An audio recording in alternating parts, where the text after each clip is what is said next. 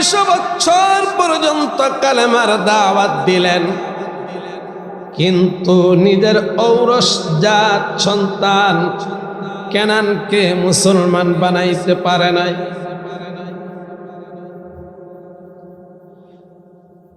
হযরত নূহ নবী বললেন, ও কেনান, এখনো সময় আছে, তুমি কালেমা গ্রহণ করো, অন্যথায় মহাপ্লাবন তোমাকে ধ্বংস করে দিবে, শেষ করে দিবে। অনেক ভয় দেখাইলেন, তারপরেও নূহ নবীর সন্তান মুসলমান হয় নাই। আমার বাবারা, আমাদের নবী হযরত মুহাম্মদ, সকলেই পড়েন সাল্লাল্লাহু আলাইহি ওয়াসাল্লাম, 8 বছর বয়স যখন হল, নবীজির দাদা আব্দুল মুত্তালিব যখন ইন্তেকাল করলেন,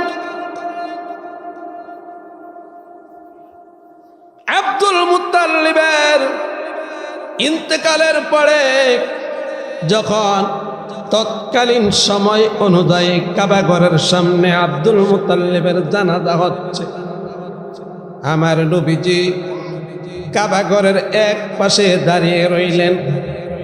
কারণ 8 বছর বয়সে আমার নবীজির চিন্তা চেতনা আর আমাদের বর্তমান সময়ের চিন্তা চেতনা এক না ভিন্ন? নবীজির চিন্তা চেতনা ছিল অন্যরকম, ভিন্ন। নবীজি বাইতুল্লাহর সামনে দাঁড়াইয়া চিন্তা করতেছে, আরে পৃথিবীতে আসার 6 মাস পূর্বে আমার বাবা